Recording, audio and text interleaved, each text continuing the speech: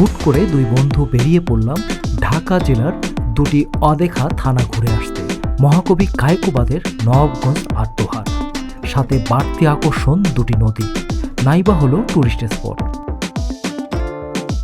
প্রাকৃতিক আর ইতিহাসের সৌন্দর্য সবকিছু ছাপিয়ে আমাদের মন ভরে দিয়েছে। তারই কিছু টুকরো স্মৃতি আপনাদের সামনে তুলে ধরলাম।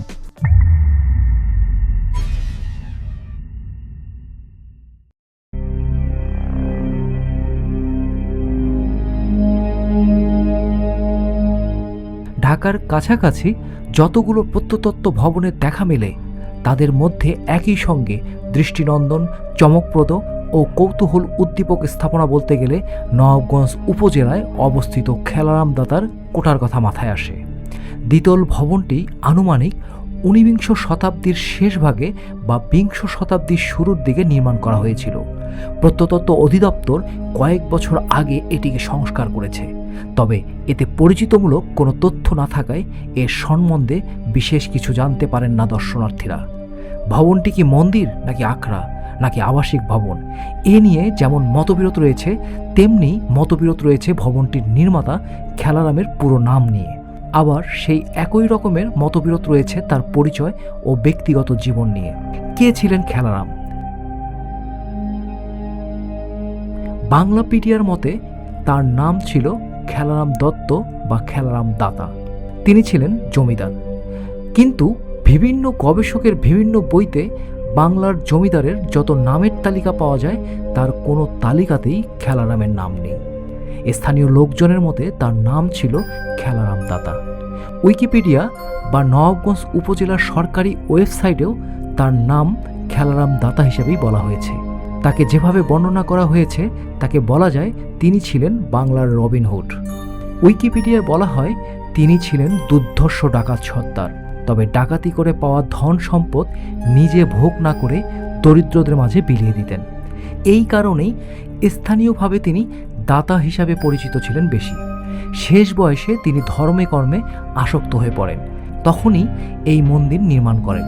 কিন্তু সরকারি ওয়েবসাইটে যা তথ্য দেওয়া আছে তাকে সময়ের বিচারে এবং ভবনটির কাঠামোর সঙ্গে মেলানো প্রায় অসম্ভব। সরকারি ওয়েবসাইটে বলা হয় উড়িষ্যা থেকে আনুমানিক 500 বছর আগে তিনি এখানে এসে বসবাস শুরু করেছিলেন। এলাকা পরিষ্কার করে জনবসতি গড়ে তুলেছিলেন। তাদের মধ্যে এটি একটি দুর্গ, কিন্তু বাড়ির নির্মাণ কৌশল ও কাঠামো অনুযায়ী বাড়িটি 100 থেকে 150 বছরের বেশি পুরনো হওয়া সম্ভাবনা নেই। এছাড়া দুর্গের কোনো কাঠামোতেও এই বিষয়ে কিছু উল্লেখ করা হয়নি। প্রত্নতত্ত্ব অধিদপ্তর কয়েক বছর আগে বাড়িটি সংস্কার করেছে। উইকিপিডিয়ার মতে এটি ছিল বিগ্রহ মন্দির। এর প্রথম তলায় দেখার মতো খুব বেশি কিছু নেই। ফাঁকা ঘরগুলির অধিকাংশ মাটির নিচে দেবে থাকার ফলে প্রায় সব বন্ধই থাকে। দোতলায় রয়েছে মাঝখানে একটি বড় অষ্টাভুজাকৃতির ঘর। এর চারদিকে রয়েছে 8টি ছোট ঘর। আকারে সবগুলো ঘর সমান হলেও চার ধারের ঘরগুলির চাইতে 4 কর্নারের ঘরগুলি তুলনামূলকভাবে উচ্চতায় খানিকটা নিচু। প্রতিটি ছাদ চতুর্ভুজ হলেও সরু হয়ে উপরে এক বিন্দুতে মিলেছে। মাঝখানের ঘরের ছাদটি চতুর্ভুজ আকৃতির। ঘরের ভিতরের চারদিকে রয়েছে বেশ নিখুঁত দৃষ্টিনন্দন কারুকাজ। পুরো ছাদটি গোড়ার অংশ ঘুরে রয়েছে সিমেন্ট খোদাই করা একটি সারি। দরজার উপরিভাগ থেকে এই সারির সামান্য নিচ পর্যন্ত চারধারে রয়েছে চতুর্ভুজাকার নকশা, আর 4 কোণায় রয়েছে খিলান আকারের নকশা। নকশাগুলির মধ্যে কিছুটা মিল থাকলেও এক একটি অন্যটি থেকে সম্পূর্ণ ভিন্ন।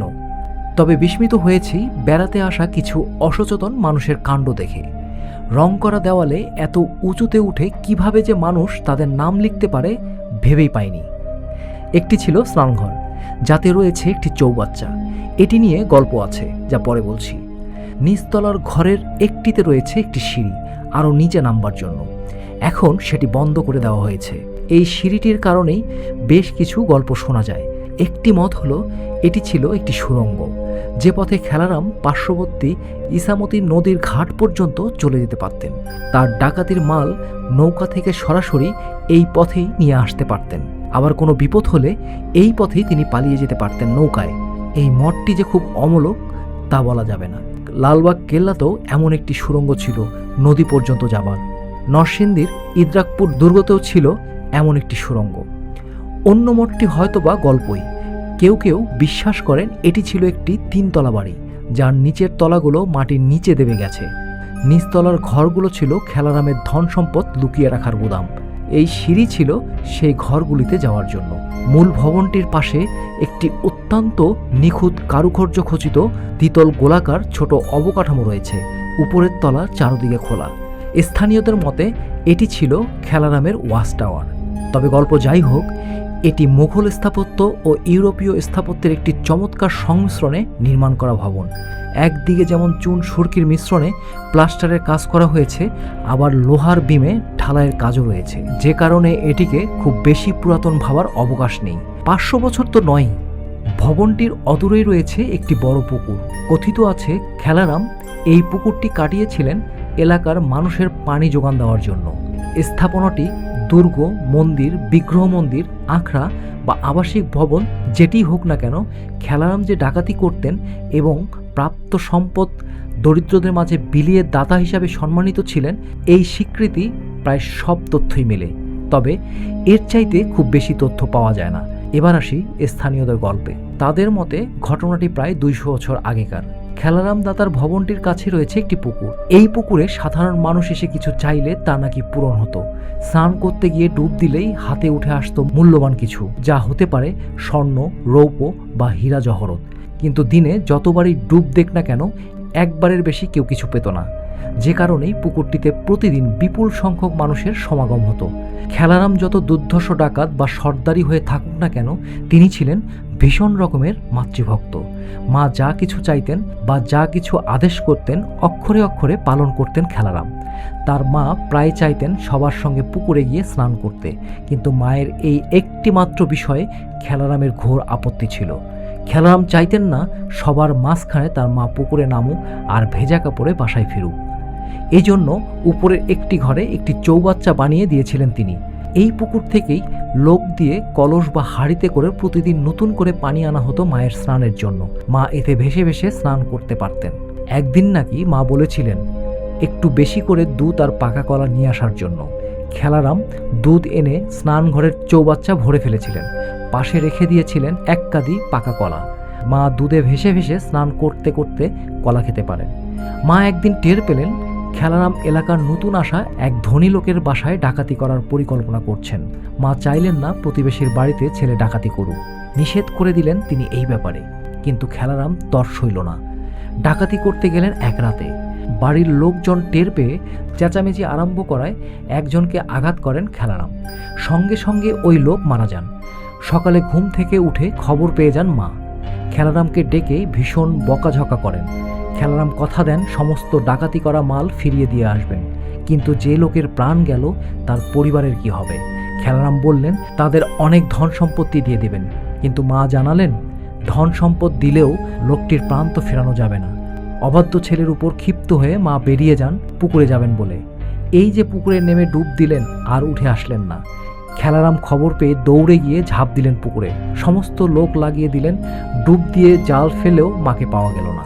শত চেষ্টা সত্ত্বেও বিফল হয়ে খেলারাম যখন বাড়ি ফিরছিলেন, তাকিয়ে দেখলেন বাড়িটি ধীরে ধীরে দেবে যাচ্ছে মাটির নিচে। উল্টো মুখে দৌড় দিলেন খেলারাম। আর তাকে কোনোদিন কেউ ফিরতে দেখেনি। কেউ কেউ বিশ্বাস করেন খেলারাম মায়ের মতোই পুকুরে ঝাঁপ দিয়ে ডুবে গেছেন। কেউ কেউ বিশ্বাস করেন বাড়ির ভিতরের নিচের কোনো তলায় চাপা পড়ে গেছেন তিনি। এরপর বেশ কিছুদিন খালি পড়েছিল বাড়িটি। তারপর স্থানীয় লোকজন এসে লুটপাট করে বাড়ি খালি করে ফেলে। এই গল্পটি স্থানীয়দের মুখে মুখে শোনা যায়। বিশ্বাস করবেন, সরকারি ওয়েবসাইটে যখন 500 বছরের গল্প জুড়ে দেওয়া আছে, না হয় স্থানীয়দের গল্পটাই বিশ্বাস করুন।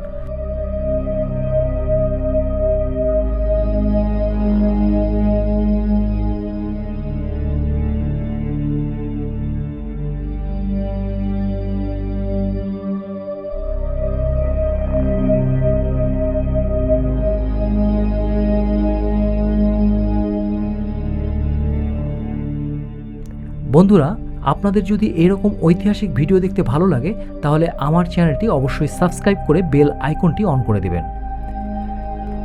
বেশ কিছু নিদর্শন নিয়ে খুব শীঘ্রই আপনাদের সামনে হাজির হব। বন্ধুরা, খেলারাম দাতার বাড়ি নিয়ে এটি ছিল আমাদের আজকের ভিডিও।